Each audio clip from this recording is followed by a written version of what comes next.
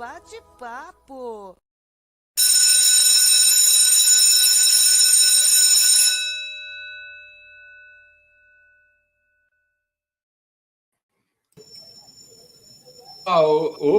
Opa aí. Começamos então o nosso super bate-papo. Hoje vamos falar um assunto que é muito importante, apesar da distância, né? É muito importante para nós brasileiros aqui, tem muita relevância para a nossa vida aqui, e não só economicamente, mas como também no nível da humanidade. Esse assunto é importante ser debatido. E para debater conosco, ninguém melhor do que um especialista aí no assunto, professor James Onig, que é graduado graduado em Ciências Sociais, doutorado e mestrado em Sociologia pela USP e professor da FACAMP, Faculdade de Campinas, que tem a sua atuação mais concentrada em Sociologia Política, portanto, passando aí pela geopolítica, que até, né, o professor já esteve conosco aqui falando sobre também Ucrânia e Rússia, deu uma aula aqui para nós, e hoje tenho certeza que não vai ser diferente. E, bom, para falar com aqui, né, estamos vendo que temos uma dupla também boa, né, de debatedores aqui, professor Benedito Carlos dos Santos, Benezão da Massa, como ele gosta de dizer, corintiano, né? Aliás, a torcida do Corinthians sempre foi muito próxima, né, das causas palestinas, né, Benê? E o Ricardão também, que é corintiano também, Ricardo Santoro, nosso biólogo, que está sempre na Rádio Cantareira aí dando dicas sobre Covid, todo mundo acompanha, né? Todo mundo acompanha legal. E, obviamente, queremos agradecer aí, já está chegando o pessoal dando boa noite aqui para a gente, olha aí, ó. Boa noite aí para todo mundo, vamos fazer bonito aqui essa conversa aqui. Professor, falei um pouquinho, mas se quiser complementar alguma coisa, o microfone vai estar aberto aí para falar, para quem ainda não conhece. Eu gostaria de fazer uma questão, que a minha questão é sobre esses mitos do conflito, né?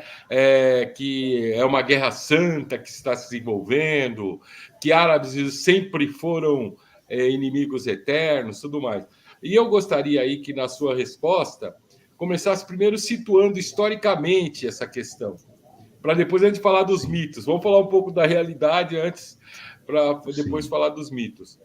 E, obviamente, está aberto para complementar aí o que for. Obrigado mais uma vez pela chegada aqui. Obrigado pelo tempo. Eu que agradeço. É uma alegria estar com vocês. Estava escutando vocês ali nas nossas conversas, as preocupações que a gente tem, né?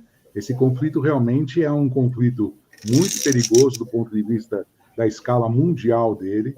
Ele realmente tem repercussões que podem ser muito mais que dramáticas, não só pela questão do Oriente Médio em si, mas principalmente pela polarização que o mundo vive hoje. E eu queria, logo de cara, também falar dos mitos, Douglas. Não é um conflito milenar. Isso é uma coisa assim, absolutamente infundada. Dizer que existe uma luta milenar entre esses dois povos é remontar as histórias bíblicas entre duas outras nações bíblicas que praticamente não existem mais. O que nós temos é a formação de um conflito a partir do final do século XIX, por terras, na região historicamente que pertenceu a um passado remoto, ao povo judeu, lembrando sempre a quem nos escuta que o povo judeu sempre esteve presente na Palestina, porém sempre em muita minoria.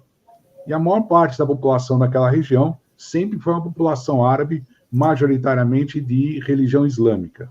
Então, o que nós estamos assistindo é um conflito de 120, 130 anos, não mais do que isso. E muito menos um conflito religioso, porque não se trata de uma disputa entre islamismo e judaísmo. Aliás, muito longe disso. O que nós estamos vendo é uma disputa entre um modelo colonial de ocupação, classificado várias vezes pela própria ONU como uma forma de racismo, que é o sionismo, e um modelo diferente de administração que a história relegou ao segundo plano, que é a autoridade palestina. Então, desta forma, nós podemos entender que nós estamos tratando, e é importante tratar dessa forma, de um conflito geopolítico dentro do contexto do capitalismo monopolista. Esse é o contexto que a gente precisa sempre ressaltar. Perfeito, James. Bom, posso fazer uma perguntinha, Douglas? Vamos em frente. Aproveitar. Vamos em frente. Porque, assim, vamos seguir por essa linha, né?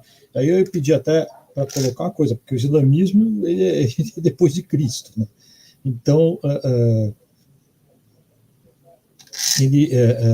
existia algum conflito anterior à era cristã, né, nessa área? Não, os conflitos que existiam nessa região eram conflitos interpostos. O que significa conflitos interpostos? Que uma época você tinha... Acho que deu uma piscada aí? Não, pode deu seguir. uma congelada, mas pode continuar, James. Podemos seguir? Pode. Estamos em casa. Podemos seguir? Pode. Então, tá. Então, o que havia eram conflitos interpostos. O que significam conflitos interpostos? Que você tem uma época de dominação dos grandes impérios, e nessa época de dominação dos grandes impérios, em especial o Império Romano, aconteceu, sim, uma luta sangrenta, uma revolta judaica enorme, a partir do ano de 50, 60 depois de Cristo, e essa luta dos judeus contra o Império Romano é que gera a diáspora. Essa diáspora é documentada, essa diáspora é comprovada, essa diáspora é relatada pelos próprios judeus, que vão, pouco a pouco, acompanhando algumas caravanas e chegando aos rincões do leste europeu, distante, né? Já bem distante das hordas romanas, e também no norte da África, onde os romanos também estavam perdendo muito território. Então, se explica a presença muito grande de comunidades judaicas orientais nos rincões onde o Império Romano não conseguia chegar. E, da mesma forma, o leste europeu se explica a partir daí. As distâncias, não só do ponto de vista físico, mas as distâncias geopolíticas, já que os bárbaros e todos aqueles povos repeliam o Império Romano com muita intensidade, facilitando, então, a instalação de grupos religiosos de outras matizes. Então, não existia um conflito entre ambos, mesmo porque, como você bem disse, o islamismo é a mais nova das religiões monoteístas, né, que nós conhecemos. Então, isso muda bastante a relação. Só para quem está, né, para o pessoal da rádio, está ouvindo o islamismo do século VII, né, do sétimo século. Exatamente. Então, assim, eu perguntei isso porque, assim, até estava fora da pauta, porque a gente viu muito mapa, pessoal divulgando muito mapa, muita de ocupação da área, né, baseado em registros da Bíblia, né? E aí, claro que tem um monte de gente contestando que, né, não se pode levar os registros da Bíblia como documento histórico real, porque tem 1000 falhas ali do ponto de vista histórico, né? E muita gente acha que esse conflito é muito antigo, que remete lá, só que, né, pode ser, é por isso que eu perguntei, é entre povos e não entre Islã, e não existe isso, né? Eu acho que Ricardo, eu acho que na ideia mitológica da coisa, metafísica da coisa, quando você coloca os filisteus, que dão origem aos palestinos, quando se coloca desta forma, buscando em referências bíblicas as diferenças que surgiram da época dos patriarcas, ou seja, remota, essa divisão, essa cisão, ela serve para se entender um pouco da cultura, mas nunca para se entender o conflito de agora.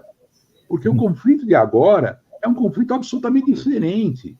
Sim, nós temos uma coisa etnológica nisso tudo, ou seja, uma coisa da origem.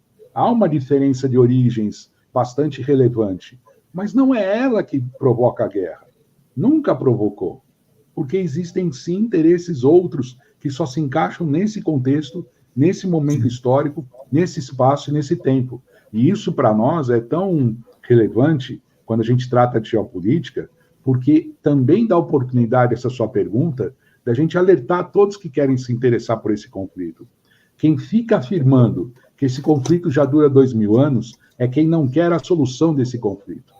Quer esvaziar qualquer possibilidade de negociação, de acerto, de aparar as arestas, porque aí vira aquela coisa, olha, já lutam há 2000 anos, isso nunca vai ter solução, eles já lutam há 2000 anos. Mentira. Nós estamos assistindo um conflito do nosso tempo e do nosso espaço. James, me fala uma coisa, agora, para dar uma ajudada. Israel declarou um direito de defesa, né? Então, eu ia pedir para você, se você poderia explicar para o pessoal o que é, do ponto de vista de direito internacional, de relação internacional, esse direito de defesa, né, se aplica nisso, e se ele não serve, aí eu vou te fazer uma provocação, se ele não serve como desculpa para uma política de expansionismo do Estado de Israel. Bom, primeiro que eu concordo com você. O direito de defesa no direito internacional, ele é estritamente ligado à existência de conflito entre dois Estados. E existe uma contradição. Opa, voltamos já? Está caindo falar. Toda hora, né? Não, está travando só a imagem. Está caindo? Estamos ouvindo. Eu vou trocar o meu servidor aqui. Me dá um minutinho? 30 segundos eu já volto. Claro. Legal. 30 segundos eu já volto.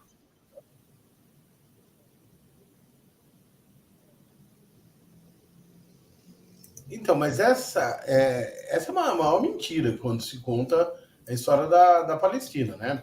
A ideia de um conflito milenar bíblico. Então é um conflito que sempre existiu e vai continuar existindo, né? Isso é um completo absurdo, tá? Mas é isso, boa parte da... Aí entra aquele negócio também, né, Ricardo?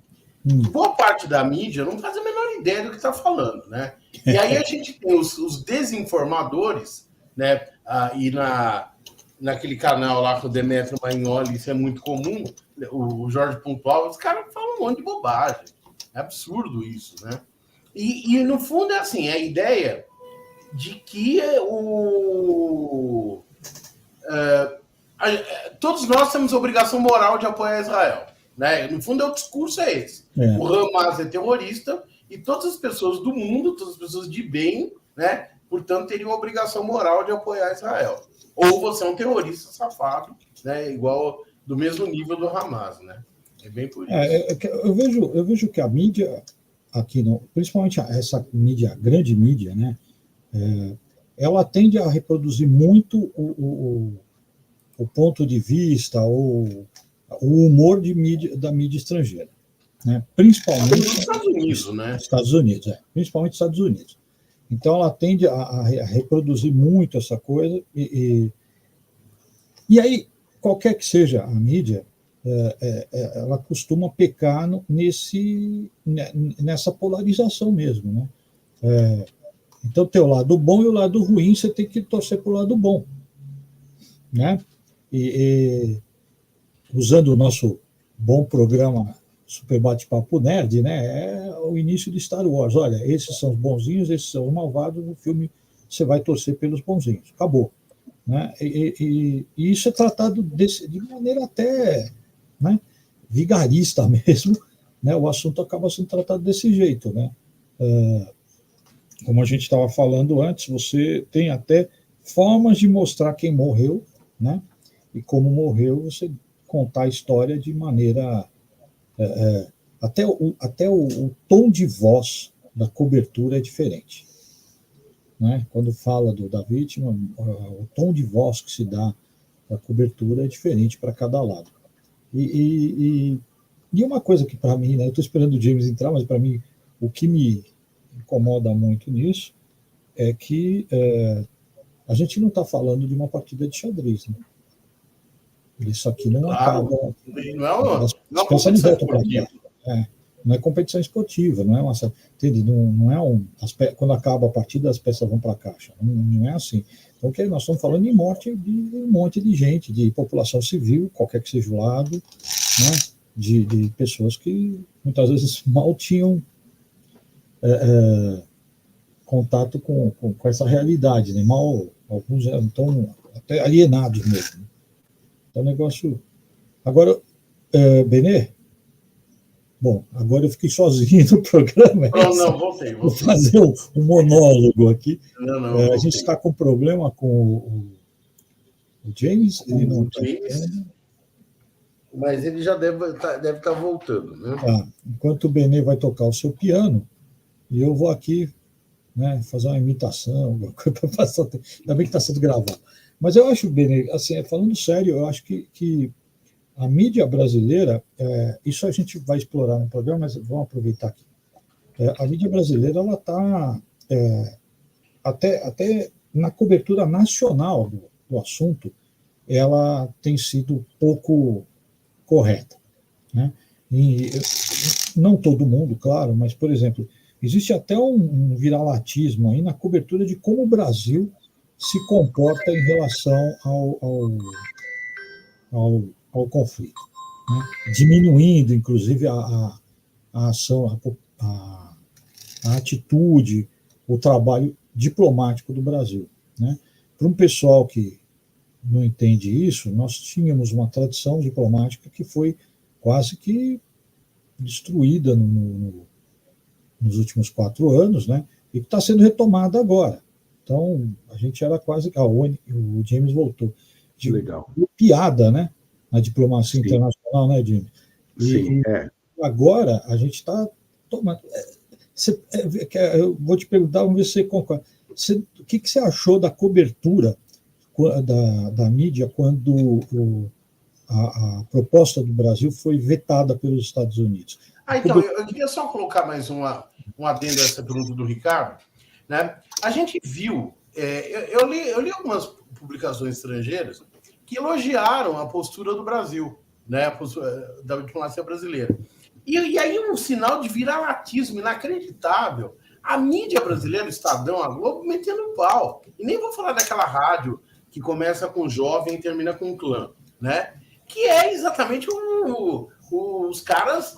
Ou seja, como se o Brasil tivesse obrigação moral de dizer que o Hamas é terrorista, de apoiar Israel, né? Queria que você mencionasse um pouco essas coisas aí que a gente está vendo. Eu acho que o que vocês estão colocando é um dos temas mais centrais de toda essa discussão, que envolve o papel que nós temos nessa escala internacional hoje. Hoje, o Brasil representa um ator fundamental em todas as negociações internacionais, não só pela postura do governo, não é isso. É que nós somos importantes para o futuro do planeta, tanto na parte do meio ambiente, com os combustíveis não poluentes, com as novas fontes de energia, com o nosso mercado, que também é importante, e como voz dos países em desenvolvimento e um dos mais importantes do sul global. Então, quando você tem um comportamento como esse, de escárnio praticamente, em relação à proposta brasileira apresentada pela própria mídia brasileira, isso mostra a quem eles estão servindo. Ou seja, eles não votaram, mas eles vetaram também, não é? Então, quem veta está junto com quem veta, a gente sabe para quem que eles trabalham. Eles estão trabalhando diretamente para os interesses mais profundos e mais pantanosos que vêm de Washington nesse sentido. E isso acaba minando muito a força e a repercussão que nós podemos ter. E ao minar a nossa força, a nossa repercussão das nossas medidas, infelizmente, eles não deram nem conta de entender que o Brasil teve praticamente a unanimidade dos votos.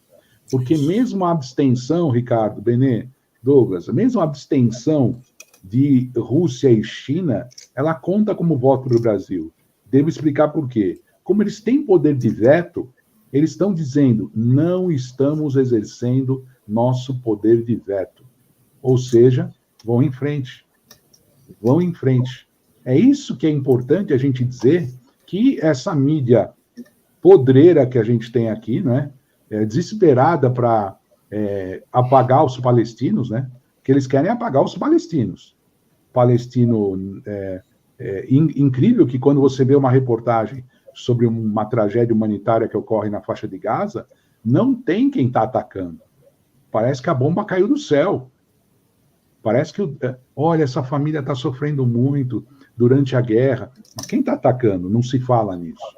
E outra coisa, em alguns canais, e aqui eu já vou para o campo da colocação mais incisiva, alguns canais, quando vão entrevistar os habitantes de Israel, toda entrevista, não sei se vocês já repararam, termina com o som da sirene, né? Como se... É incrível, toda entrevista, ele está lá entrevistando, ó a sirene tocando.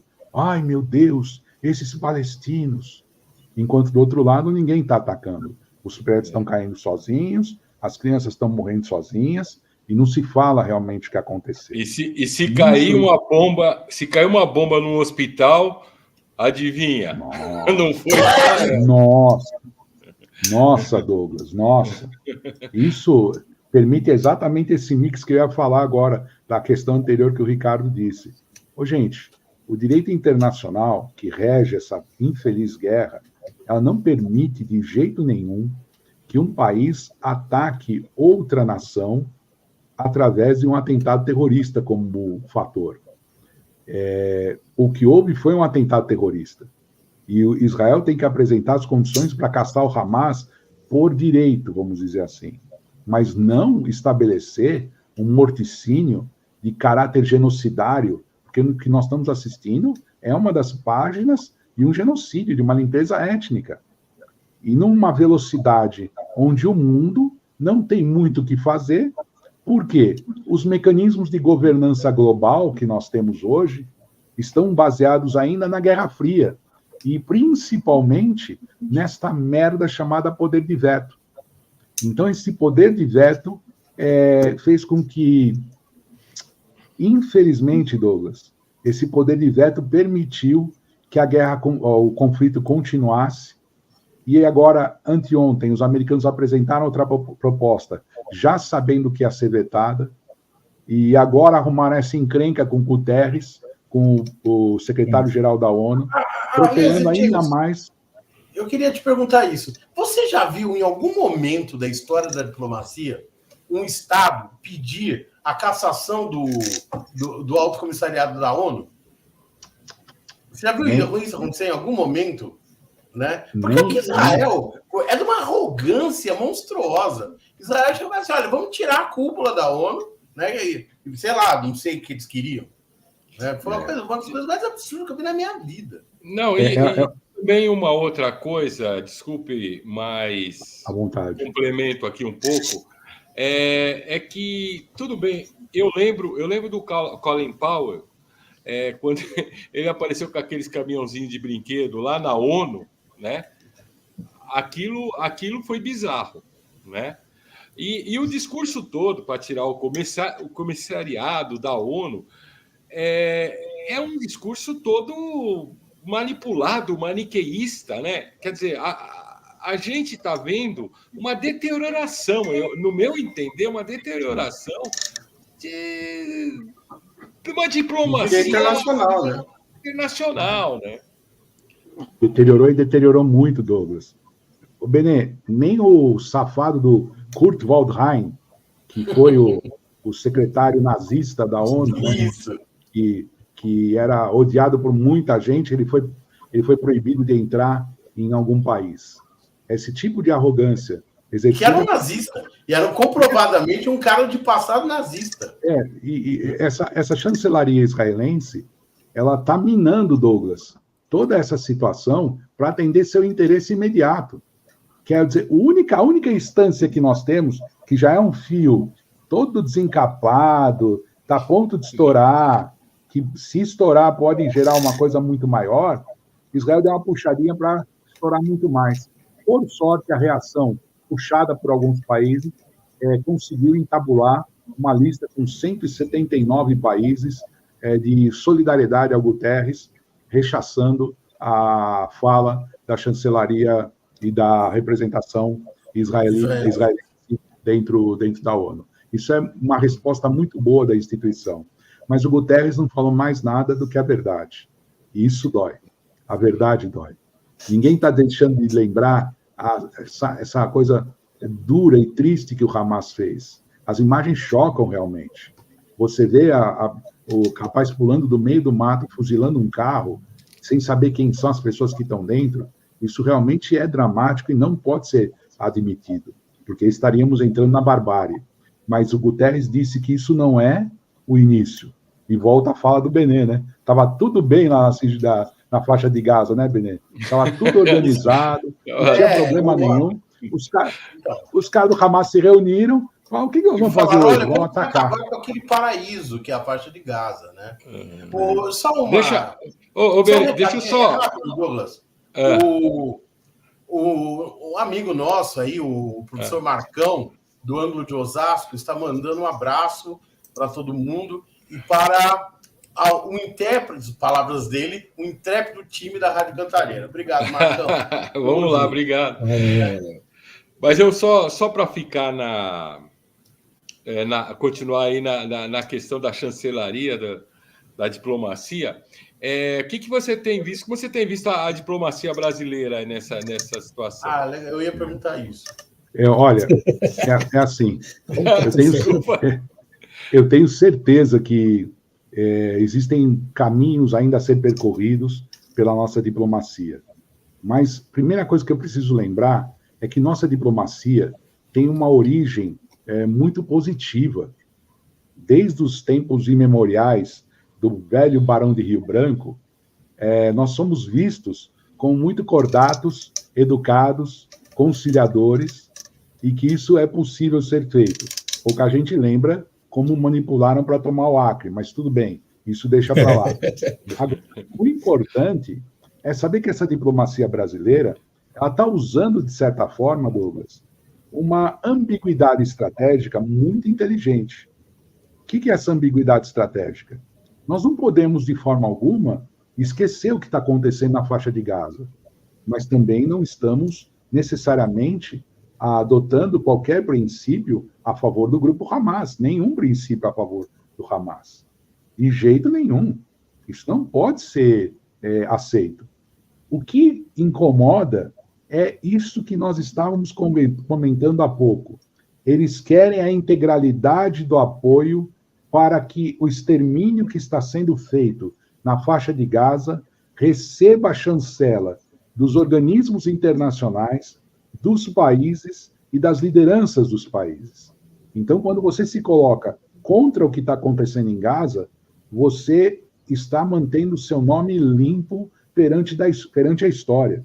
À medida que você se cala ou você é complacente com o que está acontecendo em Gaza, você está colocando o seu nome num processo genocidário de proporções que vão durar ainda anos para serem solucionadas.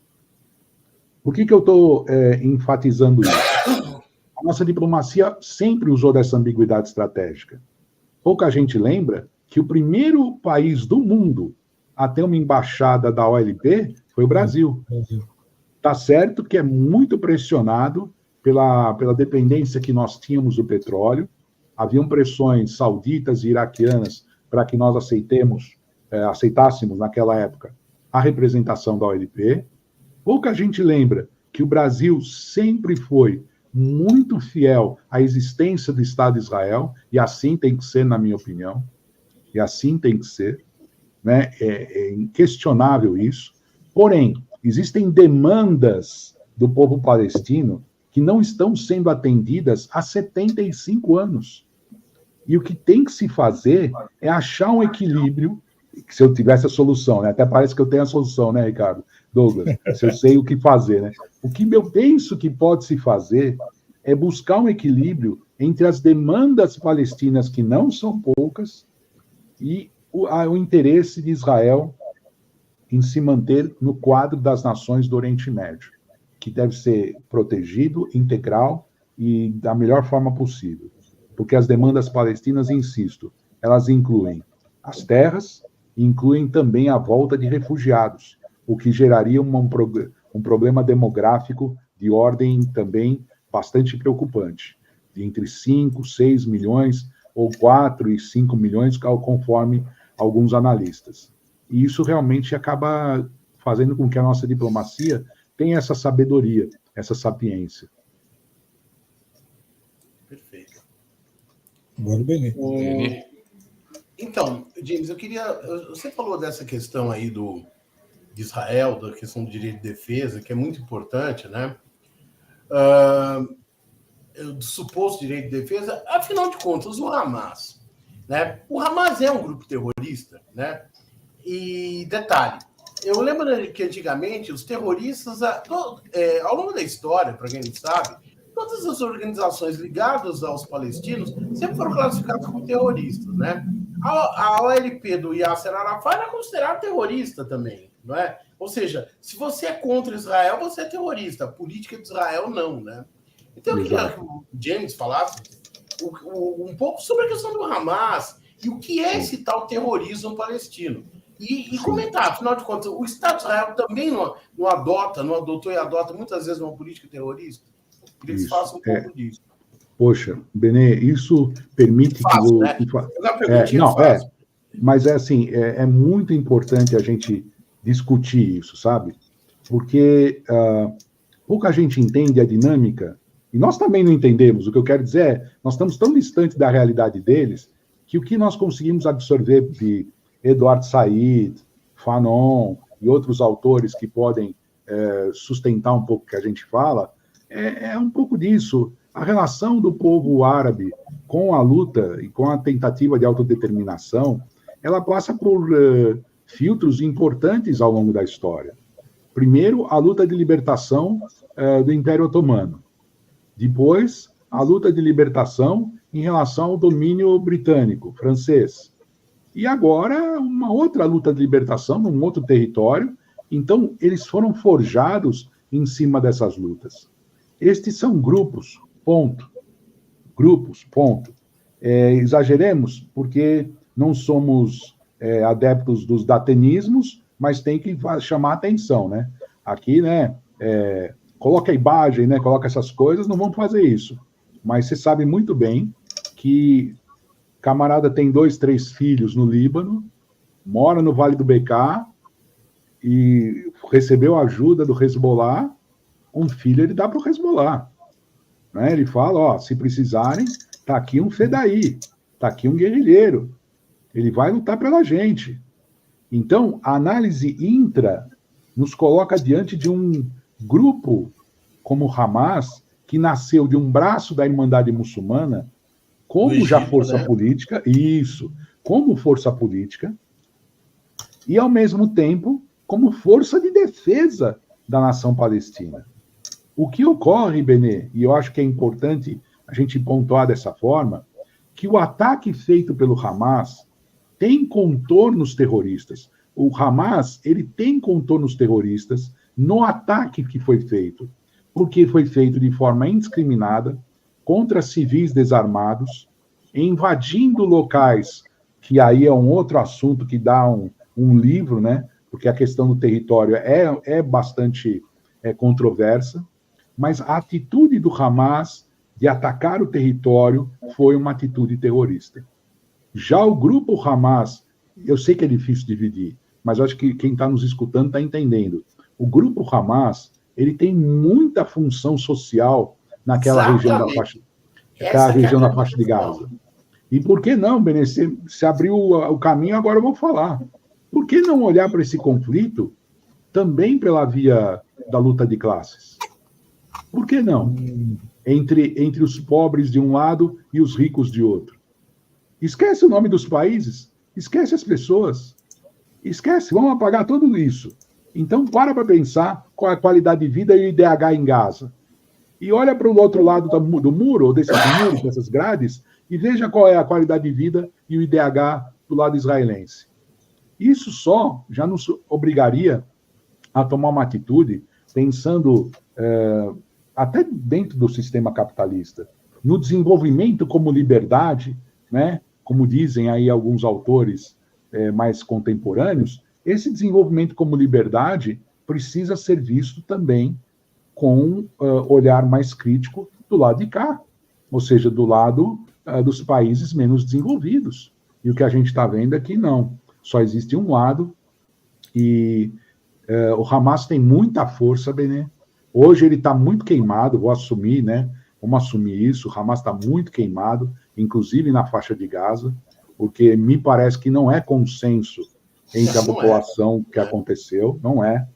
O preço está sendo muito mais caro do que eles imaginavam, mas, ao mesmo tempo, aconteceram níveis que podem ser analisados entre a gente aqui. O primeiro nível, eu vou para o nível mais direto. Eles partiram para isso também para não se esquecer a causa palestina, que ela estava ficando esquecida. E o que estava encobrindo a causa palestina era a influência estadunidense na aproximação entre Israel e a Arábia Saudita. E nós sabemos muito bem o peso que a opinião pública árabe tem perante os líderes árabes. Os líderes árabes, muitas vezes, esqueceram, sim, a causa palestina. Os líderes árabes, muitas vezes, viraram as costas para a causa palestina. Sim, aconteceu.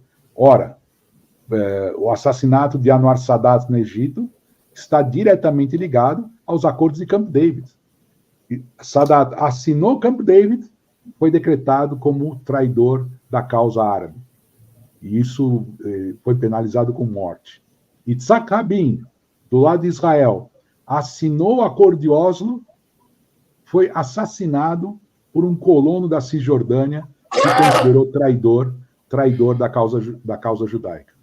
Então, se nós temos esse nível de extremismo, se nós temos esse nível de desespero e diante dessas situações históricas, é necessário, fundamentalmente, entender que um grupo como o Hamas, ele é um grupo que nasceu num processo histórico. E por isso que eu acho que a fala do Guterres tinha que ser esculpida para ser guardada, para ninguém esquecer que isto é consequência e não causa. E é importante lembrar também, né, James? E, aliás, essa é uma informação que a maioria das pessoas não tem e não é muito divulgada pela mídia. Que o Hamas, durante muito tempo, foi financiado pelos Estados Unidos. Ainda é financiado pelos Estados Unidos e por Israel. Né? E vamos lembrar. Pô, é por isso que eu gosto de vir aqui, viu? Vocês me dão a oportunidade de falar entre amigos. Nossa, é muito bom. Olha, vamos lembrar que onde está a raiz disso que você falou, Benezão? Sabe onde está a raiz disso? Vamos lembrar quem é a OLP? Vamos lembrar quem é Jorge Abache? Tem um grupo marxista dentro da OLP. Tinha forças extremamente poderosas de esquerda. Os palestinos sempre tiveram uma intelectualidade muito avançada. Militantes, escritores, teatrólogos. Então, durante a Guerra Fria e os resquícios da Guerra Fria, era importante circunscrever a OLP ou restringir a força da OLP diante do povo palestino. E qual foi a alternativa? Permitir que o Hamas iniciasse suas atividades, até mesmo com um beneplácito de muitas ajudas humanitárias que lá chegavam. Isso realmente aconteceu. Isso realmente existiu. Então, para isolar a OLP laica, para isolar a Frente de Libertação da Palestina, do Abache, de esquerda, né? Para isolar esses grupos de influência ou de grupos políticos atuantes entre os palestinos, se permitiu o surgimento e a expansão de um grupo religioso. E, nesse sentido, é que nós percebemos até que está no mesmo patamar, só para encerrar o raciocínio, está no mesmo patamar dos Mujahedin no Afeganistão. Exatamente. No mesmo patamar. E foram financiados pela CIA, né? E aí depois, né? Agora, mas é assim, você, o Ricardo, o Douglas, viu, garotada? Nós somos velhos o suficientes para lembrar de uma época que a ameaça dos palestinos não era uma ameaça islâmica, era uma ameaça comunista. Lembra disso?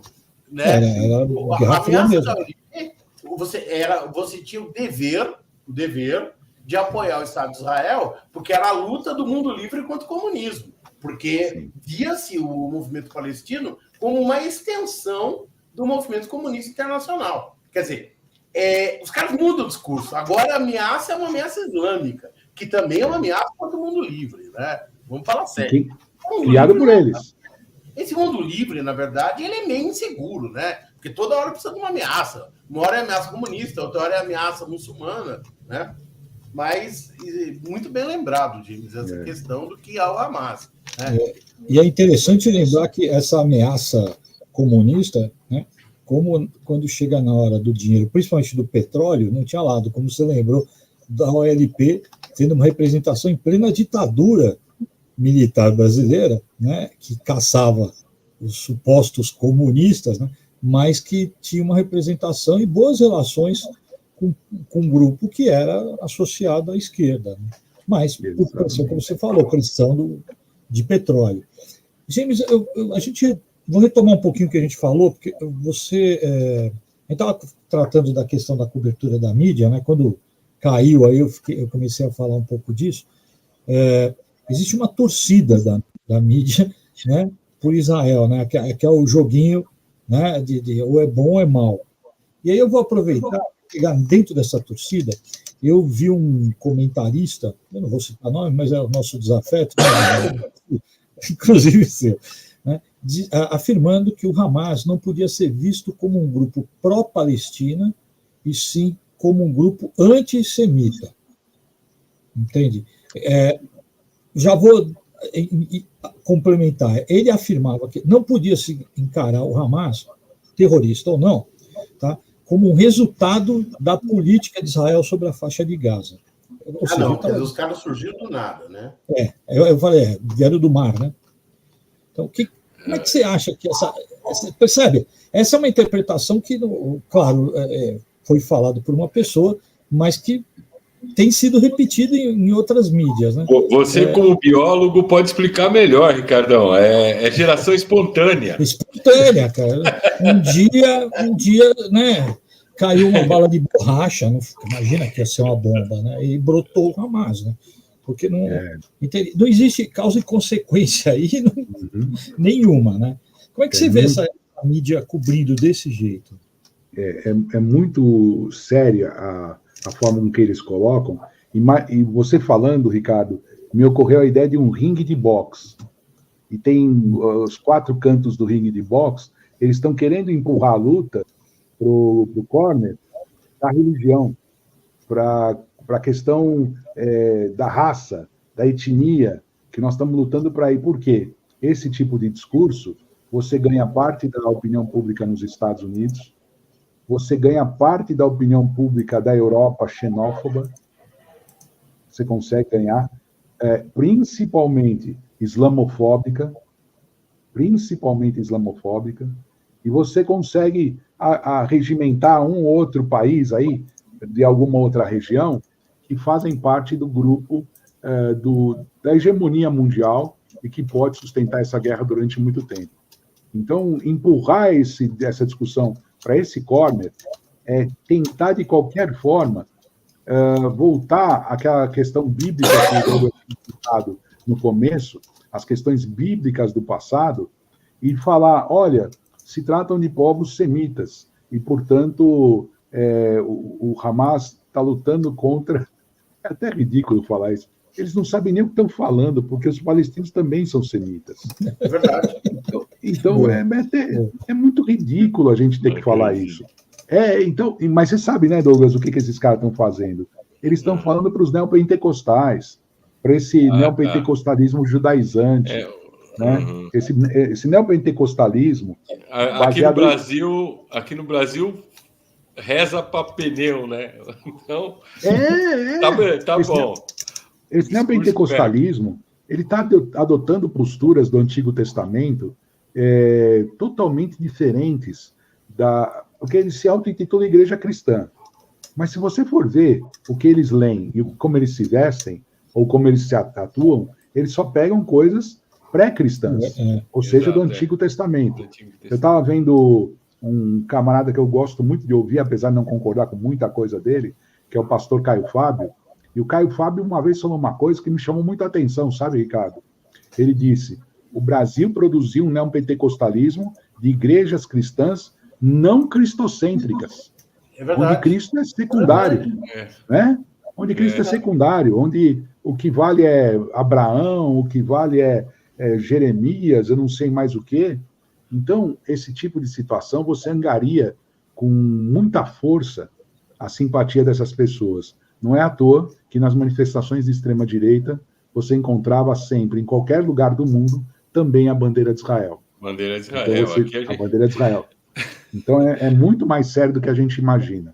E esse tipo de punch para empurrar para o corner da religião, eu acho que ele é muito mais perigoso, porque uma hora ele pode grudar num problema. E isso aconteceu há uns dias atrás na Alemanha, porque na Alemanha foi proibida a manifestação, mas a nossa mídia, querendo dizer, olha a Alemanha, como é inteligente, ela não permite manifestações palestinas. Não é isso que aconteceu. Tem que se dizer com letras garrafais. A Alemanha proibiu manifestações anti-judaicas. Anti-judaicas. Por quê? Porque a legislação alemã é severíssima no quesito religião judaica, de proteger a religião judaica. Porque a Alemanha já pagou um preço altíssimo com isso. Então, apareceram, sim, grupos nas manifestações de caráter muito anti-judeu, e isso tem que ser coibido com toda a força. Agora, as manifestações laicas, essas têm que ser aceitas. Aproveitando essa ensejo aí, tem uma coisa que eu vou falar claramente que eu acho desonesto, que é quando você faz uma crítica ao Estado de Israel, as pessoas te acusam de antissemitismo, né? Eu não tenho dúvida que há grupos antissemitas que se aproveitam da situação do Oriente Médio para expor o seu preconceito. Isso é mesmo, né? Agora, primeiro que eu queria que você falasse um pouco dessa questão do suposto antissemitismo, o sionismo, essa questão entre ser antisionista e ser antissemita, que não é a mesma coisa, né? E se, embora haja muita reclamação de antissemitismo, se nós estamos também hoje muito mais voltados para uma política anti-islâmica, né? Uma islamofobia que, na minha opinião, é muito maior do que o antissemitismo, né? Muito. E aí essas igrejas neopentecostais têm um papel enorme disso. Gente, eu vi panfletos, uma vez eu estava dando uma aula sobre o conflito árabe-israelense. Um garoto neopentecostal me trouxe um panfleto que eu fiquei horrorizado com aquilo. Nunca tinha visto isso, né? Falava da necessidade de cristãos e judeus se unirem, porque o Islã era uma coisa do demônio. Era nesses termos, né? Que até então eu nunca tinha visto isso. E no último governo aí, que eu não vou mencionar o nome, o governo do Inominável, né? E aumentou, cresceu muito essa coisa. Daí a gente vê bandeira de Israel, expedições, viagens de neopentecostais para Israel, que o nosso presidente teve que buscar os caras lá, e eles são mal agradecidos ainda por cima, né? Fala que foi o prefeito de Sorocaba, né? E o mais interessante, Benê, até só fazer um parênteses aí, é que nas manifestações, eu lembro das bandeiras de Israel, e na Paulista teve uma manifestação que tinha o pessoal do integralismo, com a bandeira integralista do lado do pessoal com a bandeira de Israel. O integralismo não é antissemita, mas virou uma confusão, né? Como é que se faz um pouco isso, James, do antissemitismo, Olha, o assunto enseja, inclusive, uma lembrança, isso que vocês estão falando, me lembra a história dos neonazistas peruanos, né? Que quiseram participar de um congresso nazista na Alemanha, os caras da Alemanha falaram, pode vir. Os caras chegaram lá, tomaram um couro, né? O que vocês estão fazendo aqui, né? Então, é nesse nível que a gente está. A professora Marilena Chauí é fantástica. Eles são uma abominação cognitiva. Nós estamos vivendo a época da abominação cognitiva. As pessoas nem sabem porque seguram uma bandeira, alguém falou, ele vai lá e segura. Benê, a luta anti-sionista, ela cingiu, dividiu, inclusive a comunidade judaica, como vocês devem estar sabendo. Porque existe um movimento não sionista entre os judeus, já de histórico e bastante interessante, culturalmente rico, alguns de linha social-democrata, outros mais marxistas, mas sempre existiu um judaísmo não sionista. Por quê? Porque o sionismo é uma bandeira nacionalista e todo nacionalismo guarda dentro de si algo que é xenófobo. E, portanto, nesse nacionalismo sionista é que está o foco principal do problema. Então, aqui nós não podemos, de jeito nenhum, permitir, a nossa mídia não poderia permitir, que esse tipo de discurso que empurra, mais uma vez, usando a figura de linguagem do ringue, que empurra para o canto da religião ou para questões etnográficas, né, etnológicas, isso não pode aparecer, porque o que nós estamos tratando é de um conflito de interesses mundanos, para usar uma palavra, faz tempo que eu não falo, mundanos, interesses outros que não têm nada a ver com a religião, e como você bem falou, Benê, eles são instrumentalizados por grupos que querem corromper as lutas tanto de um lado quanto do outro. E isso só promove mais discórdia, só promove mais celeumas, porque sempre a acusação é: você andou na esplanada das mesquitas, vocês tentaram atacar o muro, então fica girando em torno da simbologia de coisas que não vão levar à frente nenhum tipo de melhoria da situação. Então, os valores sendo preservados e respeitados é o suficiente para que se comece a falar realmente sobre o que precisa ser feito. Eu agora entendo que, neste momento, o foco tem que ser denunciar o sionismo como um regime semelhante ao apartheid, igualzinho ao apartheid. Por quê? Porque ele é um regime que tira territórios e restringe a circulação. Eram os bantustões, as townships, todos aqueles lugares da África do Sul que ficavam com confinamento de população, com toque de recolher, que agora está também sendo colocado na Cisjordânia, porque ela também está passando por monitoramento, e aí o meu medo, Ricardo, é que isso transborde facilmente para a Cisjordânia, que não é difícil. Então, esse tipo de pressão exercida é uma pressão sionista. E aí eu coloco uma outra questão, meus amigos, porque esse papo tá para lá de bom, tá para lá de gostoso, e as perguntas só fico feliz demais de vocês me chamarem. Estão falando, Benê, que o Netanyahu vai cair. Porque o sistema... A pergunta que eu coloco, Ricardo, Douglas, é a seguinte: ele vai cair porque o sistema de defesa falhou, ou porque a massa crítica, ou a porção crítica da sociedade judaica acha que a resposta foi desumana? Então, a gente acredita que ele vai cair porque falhou o sistema de defesa. Não, então, agora, a gente ouviu muito isso, né, James? Assim, uma parte da mídia, inclusive, criticou o Netanyahu, não pelas mesmas razões que nós criticamos, mas acho que ele não foi suficientemente repressivo. Aliás, não foi suficientemente repressor. Aliás, eu queria falar nesse sentido. Tem dois caras, assisto a Globo News, tem o Pontual e o Magnoli, e uma as retóricas que eles batem, que eles ficam assim, se alguém falar que é essa questão do direito de Israel revidar. E eles não falam, mas também eles não dizem que Israel pode matar quantos quiserem até exterminar o Hamas. E quem fala contra isso antissemita. É antissemita, quer ajudar o Hamas.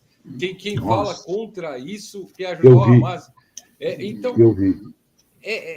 Novamente, né, só colocando, é um outro discurso também da mídia um pouco mais distante, vamos dizer, desse mais religioso, né? Também vem esse outro do inimigo mortal, que é o Hamas.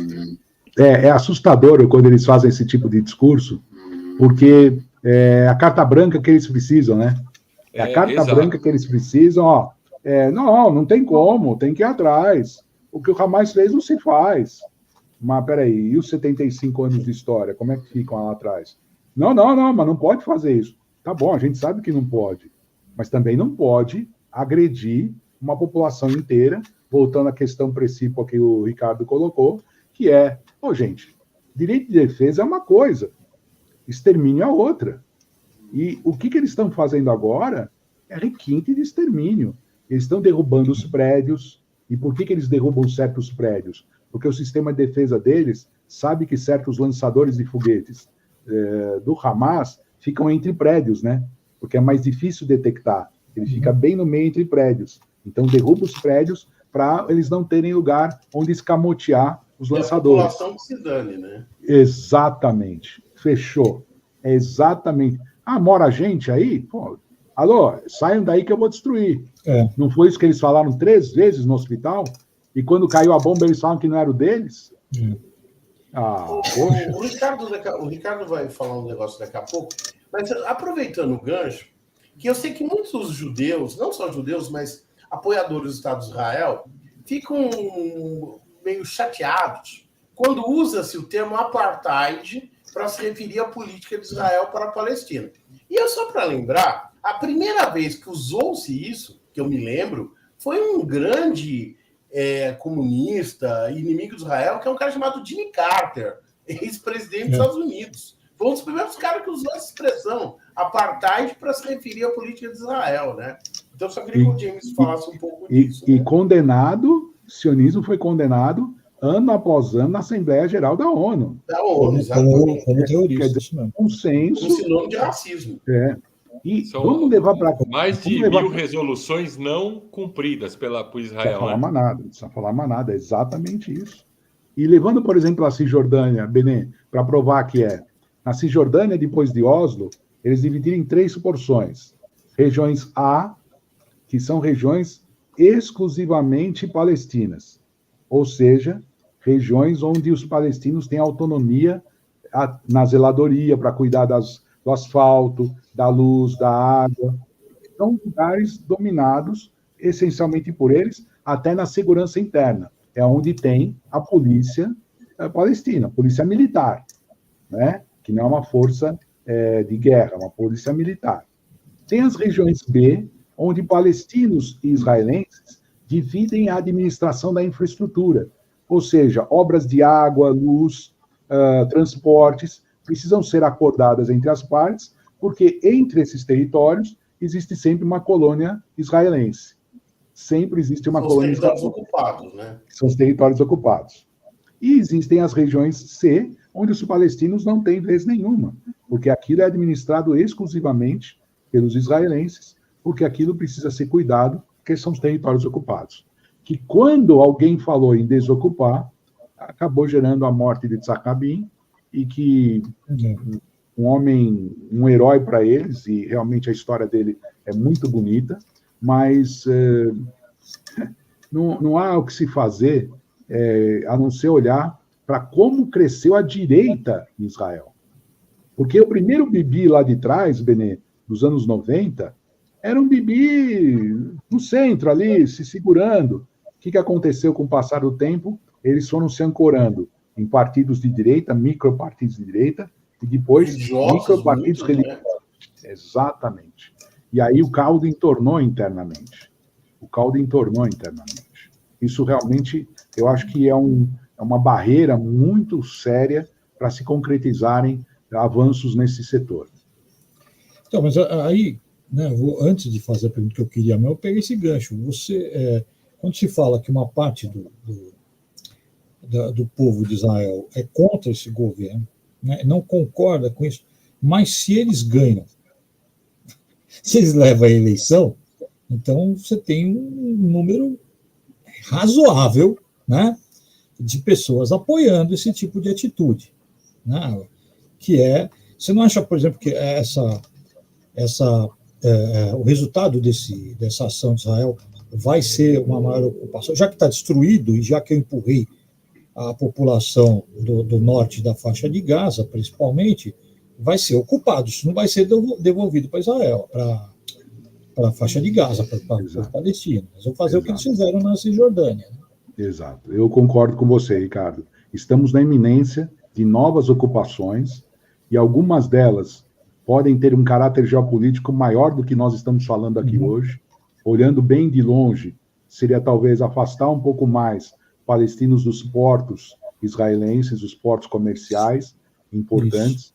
Talvez afastar os palestinos um pouco mais das ricas jazidas de petróleo e gás que foram descobertas, que vão de Chipre até o norte da África, pelo Mediterrâneo, que ainda estão sendo estudadas, pode ser isso também, mas o mais importante é que eles querem realmente apagar a causa palestina, apagando com os palestinos, e transformar a massa da Cisjordânia eu vou usar uma palavra um pouco mais sofisticada, a subsunção da Cisjordânia, quer dizer, obrigar eles a obedecer e a não desobedecer, as duas coisas, não é só obedecer, é não se revoltar, e nesse sentido é que existe um fiel da balança que eu acho que é muito sério, que é o Mahmoud Abbas. O Abbas vai ter que dizer por que veio para a história. Se o Mahmoud Abbas topar e encarar isso com uma bandeira palestina e deixar de lado esse seu ranço com o Hamas, que é um ranço, né, que deu até guerra civil, como dizem, se isso acontecer, talvez a causa palestina seja potencializada e a pressão pela criação de um Estado palestino seja cada vez maior. Mas enquanto isso não acontecer, a unidade é importante nessa hora. Então, eu ia falar uma outra coisa, que era, a gente viu, pegando o gancho do Benê, eu queria que as pessoas pensassem um pouco em que se explora muito isso. Eu estava comentando fora do que quando começou a cobertura, as vítimas de Israel tinham nome, tinham história, e do lado de Gaza é só número. Claro que depois deram uma ajustada, porque tem brasileiro lá, então a cobertura foi outra, mas existe um desrespeito cultural, não é só islamofóbico, né? Você, por exemplo, representar uma criança, um garoto, com uma arma, um árabe com arma, para nós ocidentais, né, americanizados, isso é chocante, né? Mas dentro da cultura de alguns povos, isso não é visto como nada normal, é uma coisa, não gosto de usar esse nome, até guerreira, tá? Mas isso é legal das pessoas entenderem, assim, e isso é retratado de maneira preconceituosa. Mas eu queria te perguntar, já que você falou dessa questão dos estados, né, a gente podia voltar em 48 ali, quando se coloca a proposta da criação do Estado de Israel e de uma ideia de um Estado palestino, né? E aí vem as guerras, né? Principalmente 6 dias, Yom Kippur, tal, que acabam gerando um monte de área ocupada, que Israel não quer largar, né? E agora você fala de uma possibilidade de uma reativação da causa palestina. Você acha que ainda é viável, é possível a criação de 2 estados e uma área mista desses 2 estados? Entendo muito bem a sua pergunta, Ricardo, e fico bastante sensibilizado pela forma com que você coloca, porque o que aconteceu em 47, 48, foi um processo político de proporções gravíssimas, porque as deportações que ocorreram depois da declaração unilateral do Estado de Israel, elas são a alma mater desse problema. Essas deportações, que na época constituíram 750 mil pessoas para fora de suas terras, divididas em 3 grandes gomos, uma parte delas como refugiados em Gaza, uma parte delas como refugiados na Cisjordânia, e uma parte se espalhando por os outros países do Oriente, esses 3 gomos, ela é o principal problema. E essa divisão que não foi aceita, acho que é isso que a gente precisa, enquanto formuladores criamos espaços de discussão, a gente precisa chamar isso para discussão toda hora. Chamar isso para discussão toda hora, porque os árabes não aceitaram a divisão. E foi aí que a brecha aconteceu. Como os árabes não aceitaram, o Davi Ben-Gurion vai lá e declara unilateralmente o Estado de Israel. Nós aceitamos. Então, não foi respeitado nem o direito que a ONU dava para que uma das partes não aceitasse. E a guerra explodiu, e, lógico, Iraque, Síria, Egito, a Jordânia, o Líbano, todos eles se organizaram porque eles perceberam o potencial dessa inserção de Israel naquele mapa, naquele momento, poderia se ampliar em outras questões, e automaticamente, a gente tem que falar o português correto, né, Ricardo? Automaticamente ameaçar também as lideranças desses países. Eles não trabalhavam exclusivamente pelos povos, também pelas lideranças, e também se sentiam ameaçadas pela presença de Israel. Eu acredito sim, aí eu falo no campo da vontade, não como professor. Eu acredito que a única solução é a formação de um Estado palestino com total autonomia, para que, inclusive, ele seja responsabilizado. Eu vejo até como uma estratégia burra de não deixarem ter o Estado palestino. Burra. Eles não deixam porque a gente sabe que tem demandas, né? Se deixarem, vão querer o direito deles. É por isso.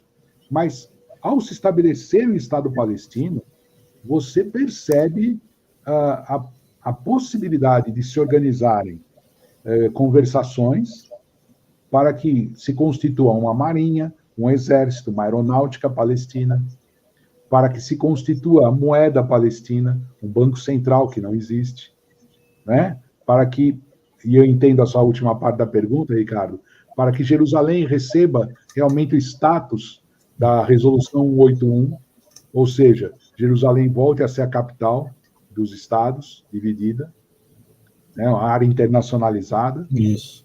Mas isso tudo foi sendo apagado. E eu volto a um começo do nosso papo, gente. É muito cômodo, pegando o gancho do Benezão, é muito cômodo não ter um Estado palestino, porque qualquer ataque é terrorista. A não existência de uma entidade jurídico-política massiva, organizada, porque agora o que nós temos é uma representação palestina. A Autoridade Nacional Palestina, para quem está nos ouvindo, é pouco mais que uma zeladoria. A Autoridade Nacional Palestina hoje é pouco mais que uma zeladoria. Cuida de assuntos burocráticos. A sua diplomacia, ela é toda ela quase voluntária, né? A representação deles na ONU ainda é parcial, ainda é parcializada como observador. Então, nós precisamos efetivar isso. E, se existe a possibilidade dessa resolução 181 voltar à mesa, que é a coisa que Israel não vai aceitar, eu entendo até por quê, mas que precisemos nós forjarmos outros mecanismos para que isso acabe de vez. Chegou a hora de acabar de vez. E, me alongando um pouco mais, Ricardo, peço até desculpa se eu estou falando demais, uma das coisas mais importantes é que o Estado palestino, ou a causa palestina, na minha opinião, como professor de geopolítica, é a pedra angular de grandes lutas no mundo. Porque é desta luta que vão surgir justiça para outras questões importantes. Então, é necessário que a humanidade ponha a mão na consciência, organize um Estado palestino e aceite as demandas palestinas, desde que elas não afetem a existência do Estado de Israel. Não digo como ele está hoje, mas talvez algumas demandas não sejam de agrado de Tel Aviv, e se não forem de agrado de Tel Aviv, vão ter que ser negociadas ponto a ponto. E por isso que eu acho que, até mesmo para o futuro da região, é muito importante o Estado palestino. Aliás, uma hipocrisia também que eu tenho ouvido é isso, né? é que enquanto Israel ele pode ser responsabilizado pelos atos de guerra, não sei o que lá, aí no caso eles falam Hamas, né? O Hamas não, o Hamas é um Estado, é uma organização terrorista, que não sei o que lá, que não sei o que lá. Mas acontece que se a Palestina quisesse reagir, a Palestina também não existe como Estado, vamos dizer, como Israel. Então ela só pode reagir dessa forma, né? Os palestinos, né? Quer dizer, vai ser estigmatizado, querer ficar cobrando uma igualdade em coisas que são impossíveis de ser iguais, né? E pelo contrário, até está se reivindicando exatamente isso, né? O estigma, né? Vira um estigma. Qualquer ataque é terrorista. Uhum. Ainda para falar do papel da mídia, né? Aconteceu uma coisa esses dias, muito curiosa, você deve ter ouvido falar, uma manifestação de judeus nos Estados Unidos, uma manifestação de judeus norte-americanos, que se reuniram no Congresso em defesa da causa palestina e criticando a política de Israel, né? Isso saiu na imprensa americana e detalhe, não saiu no Brasil. A gente viu isso aqui nos blogs de esquerda, mas eu fui procurar, o Estadão tinha uma nota desse tamanho, assim, né? Você ouviu falar dessa manifestação? O que reforça aquilo que você já tinha comentado, né? Que, na verdade, essa situação, ela divide, na verdade, os judeus, né? Porque também, e aí, exatamente para falar contra essa questão do antissemitismo, né? A gente não pode julgar o governo, não pode julgar todos os judeus do mundo pelo governo do Netanyahu. Não. A gente não poderia julgar os brasileiros pelo governo do Inominável, que saiu outro dia. Né? Eu queria que você comentasse um pouco isso. O Benê, é tão sério esse assunto que mexe com as entranhas, né, deles. As entranhas que existem hoje em Israel. Existem, por exemplo, existem grupos racídicos, grupos religiosos, judaicos, que não reconhecem o Estado de Israel, porque ele não foi formado pelo Messias. Isso, é verdade. Então, tem isso. E ocasionalmente você vê eles em manifestações palestinas. Ocorre que o judaísmo de esquerda. Exato. Ocorre que o judaísmo tem correntes importantes de um judaísmo mais cultural, de um judaísmo montado em cima de arquétipos construídos ao longo dessa diáspora, que formam, sim, o pensamento judeu, e não necessariamente exclusivamente religiosos ou extremamente nacionalistas. E o centro desse judaísmo liberal, digamos assim, liberal no sentido americano, né, amigos? Para a gente não achar que nós estamos falando do Guilherme Afife Domingos ou coisa parecida, né? Vamos lembrar exatamente disso, liberal no sentido dos Estados Unidos. Como dizem na tradução, eu nunca soube quem inventou isso, leftistas, né? Os esquerdistas, né? Os leftistas. E o centro deles é os Estados Unidos. Existem revistas importantes de filosofia, cultura, tolerância a respeito disso. E, lógico, que a questão mais premente, e que ela realmente remonta toda essa manifestação que aconteceu no Capitólio, né, em Washington, na sede do governo dos Estados Unidos, está ligado principalmente à tentativa do governo Netanyahu de fustigar o sistema judiciário israelense, que era a pauta que estava polarizando o país antes desses ataques do Hamas. A pauta em Israel era que eles queriam prerrogativas para o executivo, que existissem leis que o judiciário não pudesse barrar. Então, a sociedade israelense já estava dividida, já estava polarizada. Mas aí voltamos ao que o Douglas falou. Na hora que começou o ataque, não esqueçamos nós que a oposição se solidarizou com Netanyahu e formaram um gabinete de salvação nacional. Então, também está acontecendo uma cisão muito grande dentro do movimento internacional e me parece que, à medida que o tempo passa, israelenses serão uma coisa e judeus serão outra, para o nosso bem. Né? Porque o que nós estamos assistindo é uma coisa impressionantemente ligada ao Estado israelense, forjado em cima de uma ideologia chamada sionismo, e que essa ideologia chamada sionismo, infelizmente, surgida no século XIX, com matizes dos mais variados, né, cores das mais variadas, ela acabou se transformando numa ferramenta do imperialismo e numa ferramenta da opressão.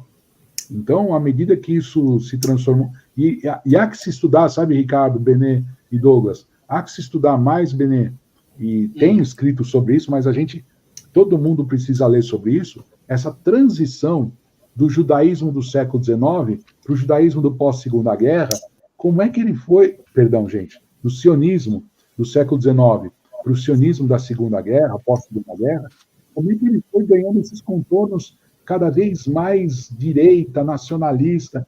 Como é que ele se alinhou diretamente aos Estados Unidos, se durante muito tempo, dentro do sionismo, residiam socialistas, cores socialistas dentro do sionismo? Existia até uma facção, existia até uma central sindical árabe-judaica na Palestina, nos anos 10 anos. Uma central sindical árabe-judaica. Aonde foi parar isso, gente? Como é que é essa conversão? E isso tudo se explica, eu entendo, lógico, pela relação do petróleo, pela presença do nacionalismo árabe, do pan-arabismo, da força que Nasser tinha, que Hafez Assad tinha, né, que eram pessoas importantes naquele momento histórico, e talvez Israel se transformou nisso, no bastião da defesa do Ocidente no meio do Oriente. E há uma dificuldade muito grande dos Estados Unidos hoje entender, conviver com o que está sendo falado nos estudos aí de rule-oriented, orientado pelas regras. Os Estados Unidos só entendem o power-oriented. Os Estados Unidos só entendem a época onde as coisas eram decididas pela força. Então, ele finge toda essa mise-en-scène de multilateralidade, não sei o quê, mas na hora H é guerra por procuração, na hora H é solidariedade com as atrocidades. Agora, aproveitando um pouquinho, só explorando um pouquinho mais disso, nós estamos aí na iminência daquilo que é a entrada em Gaza das forças libertadoras de Israel e tal, né? E isso está meio naquela história, é hoje, é amanhã, é hoje, é amanhã.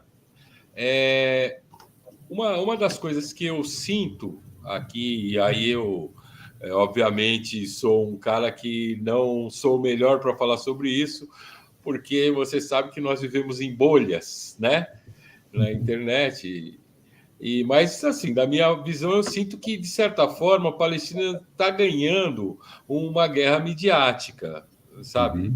Até pela força que tem os Estados Unidos, a força que tem Israel em termos, vamos dizer, monetários e poder de manipulação da mídia, na minha opinião e na minha visão. Eu não sei se isso é verdade, queria que você discorresse sobre isso. Sim. E se essa não entrada tem a ver também com vamos dizer, essa pequena vitória palestina. Sim, sim. Eu acho que o que aconteceu foi uma virada nesses últimos 5, 6 dias. Uma virada do discurso. Por quê? Porque a ferocidade com que as terras foram atacadas colocou o mundo sob choque, né? Foi um choque. Voltando um pouco à diplomacia, pegando essa questão que o Douglas está falando, a gente parar para pensar, Ricardo, Benê, o que representou a Resolução Brasileira, ela tem um profundo impacto de longo alcance, que a gente ainda não está visualizando, que efetivamente, quando o Brasil apresenta a resolução e só os Estados Unidos veta, isso vai muito somar a isso que o Douglas está falando. Porque o veto dos Estados Unidos, o Brasil fez uma jogada de xadrez. O Brasil isolou os Estados Unidos, em grande parte, no contexto internacional. Era como se estivessem do lado, Douglas, e dissessem, olha, estou falando, não querem mudar. Estou falando para vocês. e isso realmente mudou. A Resolução Brasileira é um dos fatores que expôs esse isolamento dos Estados Unidos, isolamento em linhas largas, né? Isolamento em largas linhas.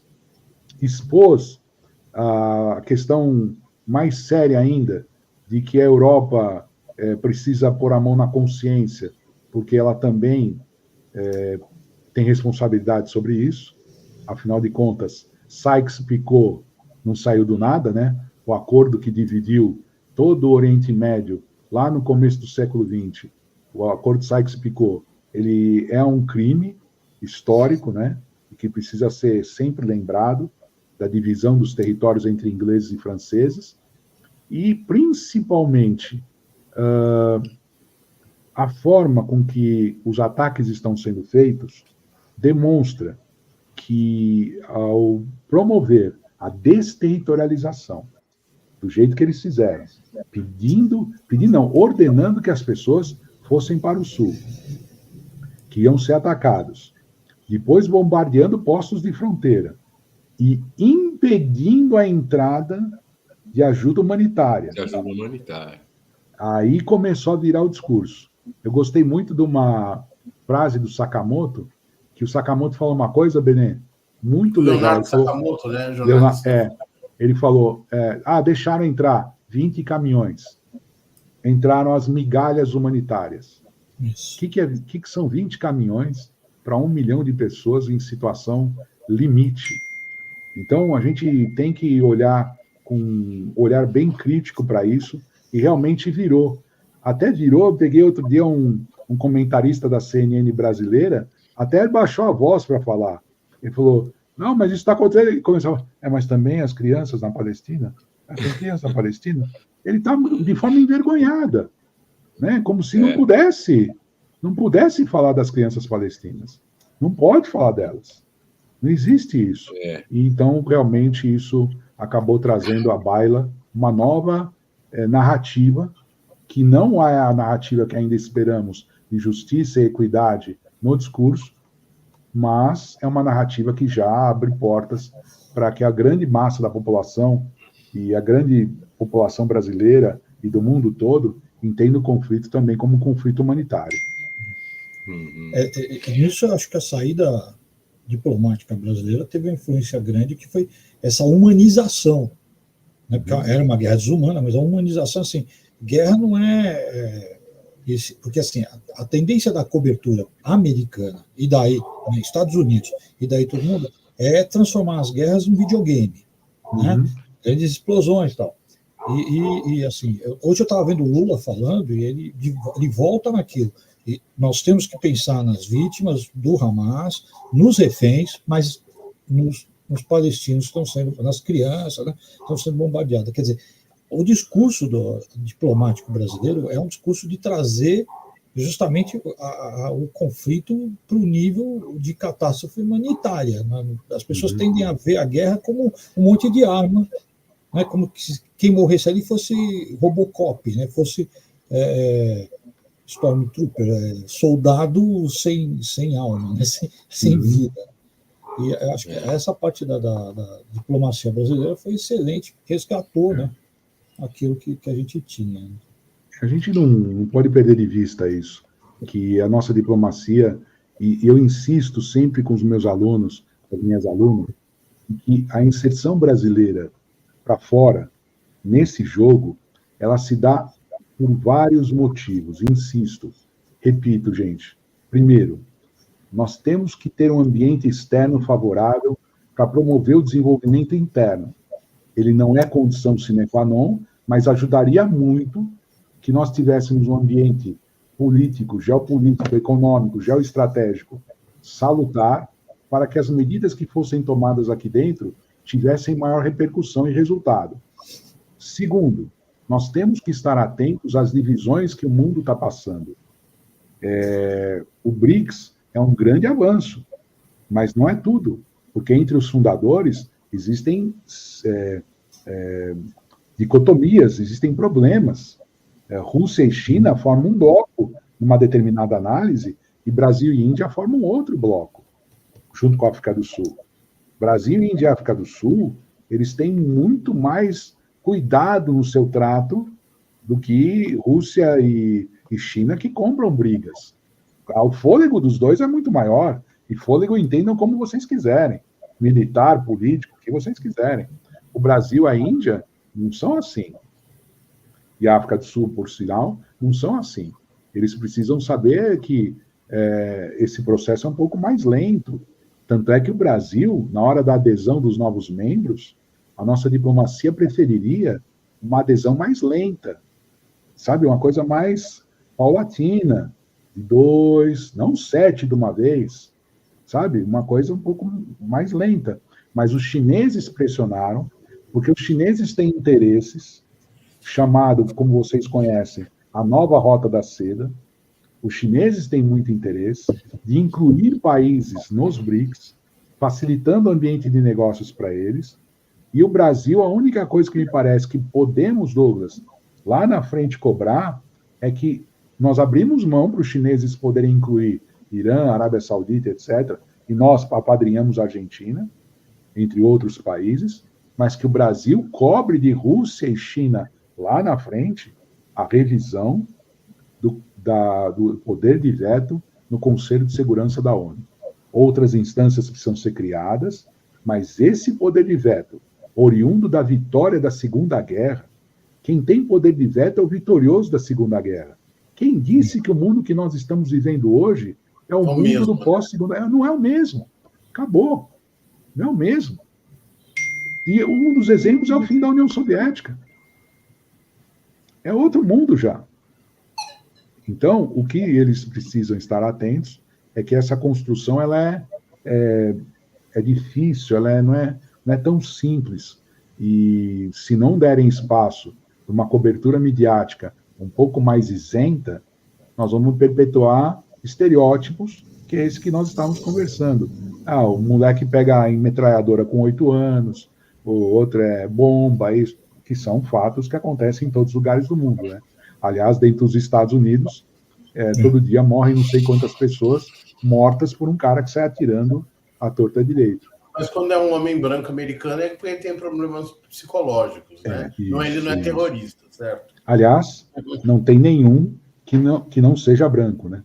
Exatamente. O dessa semana era. Bom, mestre, mas antes de eu pedir suas considerações finais, aí estamos indo. E como nós falamos aqui para o nosso povo da Cantareira, nós não perdemos as nossas raízes na Brasilândia, né? Parece que nós estamos falando uma coisa muito distante, né, mestre? De quem mora na Brasilândia, o cara pensa, que eu tenho a ver com isso aí, tudo. A minha questão é o seguinte: um mundo com um conflito na Rússia, com esse conflito agora, acirrando essas superpotências, levando nós para um lado belicista, né? Isso influencia como lá no nosso companheiro que está hoje nos ouvindo na Brasilândia? Olha, eu entendo que essas guerras, elas acabam mudando a correlação de forças mundiais. E ao mudar essa correlação de forças mundiais, infelizmente, toda vez que isso acontece, nós precisamos reconstruir tudo de novo. Então, a primeira coisa que afetaria, na minha opinião, Douglas, é a lentidão nas mudanças sociais que são necessárias no mundo hoje. Então, nós precisamos de um mundo de grandes transformações, radicais mudanças, e essas guerras permanecendo do jeito que estão, elas dificultam a nossa luta. A luta da gente da periferia, a luta da classe trabalhadora brasileira, a luta da classe trabalhadora mundial, que precisa se emancipar o mais rápido possível e fugir desse sistema opressor que só causa doença e desesperança. Então, a guerra não é boa, nunca é boa. Então, ela precisa ser solucionada. E ao tentar solucionar essas guerras, é fundamental que aqueles nossos companheiros que estão nos ouvindo, que essa moçada que está ouvindo a gente, saiba que você tem que participar da política. A política não é uma coisa suja. A política é uma coisa criada pela sociedade, pela humanidade, pela evolução histórica da humanidade, com mediação de forças. A política é muito importante. Então, como é que afeta a nossa vida? Afeta a nossa vida à medida que nós não nos movimentamos. Nós temos que nos movimentar, nos organizar, ir para a Praça Oswaldo Cruz no domingo. É Oswaldo Cruz, Bené, a praça lá no final da Paulista? É a Praça Oswaldo Cruz. Apoiar uma solução pacífica para isso, no domingo às 11 da manhã, para que todo mundo entenda que a luta passa pela mobilização. E o dia a dia, esse a gente tem que lutar com consciência de classe. Esse é o dia que a gente tem que lutar com consciência de classe. E consciência de classe se adquire entendendo o que está acontecendo no mundo que cerca a gente. E acho que é tão difícil responder a sua pergunta, mas principalmente a nossa luta por um mundo melhor aceleraria a melhoria da nossa vida. Isso a gente teria mais condições de exigir dos governantes. Porque a cabeça do governante está onde? Eu vou agora, seja ele quem for, né? Seja ele quem for. Agora não dá porque agora o mundo está passando por um problema, não vai dar para mudar. Aí daqui a pouco o mundo vai acontecer isso, não vai dar para mudar. Olha, agora é perigoso mudar. Então toda hora vai ter alguma coisa. Precisamos de um mundo de paz e isso afeta a nossa vida, sim. Tá certo. Muito boa essas suas últimas palavras. Acho que aqui nós chegamos definitivamente no final, né? Tá todo mundo aí. Infelizmente, é claro que a gente podia ficar aqui mais um bom tempo discorrendo. Ninguém gosta de falar, né? Não, isso aí ainda faltou assunto, sim, sobre esse tema, né? Mas o que foi falado eu acho que é muito rico e muito importante. E aí eu gostaria, professor, que o senhor passasse um último recado para quem está assistindo, alguma coisa que acha de importante que a gente encerre com chave de ouro, né? Eu acho que nós estamos vivendo um momento único na história, como todos aqueles são. Mas dessa vez, há uma conjunção de forças que tem empurrado parte da luta emancipatória dos trabalhadores e trabalhadoras e das classes mais prejudicadas, dos precarizados e todos aqueles que necessitam entender a nossa luta, que é nesse momento histórico que nós estamos vivendo, as forças conservadoras estão mobilizadas para evitar conquistas e estão apelando para coisas esdrúxulas. Eles estão apelando para metafísica, temas religiosos, prosperidade vinda dos céus, e quando, na verdade, a gente sabe que só existe uma forma de gerar valor, de gerar riqueza. E essa forma de gerar valor e riqueza se chama trabalho. Só com trabalho é que a gente pode fazer isso. E eu diria um pouco mais. Olhemos para um país que vive em crise há tanto tempo como nossa vizinha Argentina, e olha a solução que a extrema-direita criou para a Argentina. Um clown que conversa com o espírito do cachorro dele e se acha a encarnação de um legionário romano, e por isso mesmo ele vai querer romper relações com o Brasil, com a China, com o Mercosul, com tudo que está aí em volta. Vamos ficar de olho aberto, gente. Quanto mais ciência, melhor. Quanto mais ciência, melhor. Quanto menos proselitismo, melhor. Quanto mais ciência, melhor. E a ciência é a ciência que pode trazer a maior proximidade com aquilo que a gente busca, que é uma sociedade justa. Se isso não for efetivado, a humanidade corre riscos nos próximos 100, 150 anos. Bom, é isso aí mesmo. Sabe que você estava falando, estava lembrando aqui da frase: vamos acabar com tudo isso que está aí. E isso acabou com 700 mil vidas, né? É muito triste. Temos que tomar muito cuidado com isso. Muito triste. Bom, vamos agradecer o professor, claro, primeiro. Muito obrigado. Aqui foi uma aula realmente sensacional. E Obrigado, quem Douglas. estava aí com a gente, pessoal, olha, obrigado de coração quem ficou com a gente até agora, né? E vamos na próxima, né? Vamos estar aí, logo, logo vamos estar juntos de novo. Ó, mandar um abraço para o Ricardo, sou sempre bem recebido aqui. O Benê, o abraço é constante. Todo dia que eu vejo uma postagem do Benê, eu tenho vontade de abrir uma cerveja, sentar com ele e conversar ad eterno, como a gente fazia antigamente. E, Douglas, receber essa boas-vindas que vocês trazem é sempre importante. Então, para toda a ZN aí, né, um salve gigantesco e que esse salve seja um salve fraterno e de construção de uma sociedade justa. Salve! É isso aí, cara. É isso aí. É isso aí. Valeu, pessoal. Boa noite. Boa noite. Super bate-papo!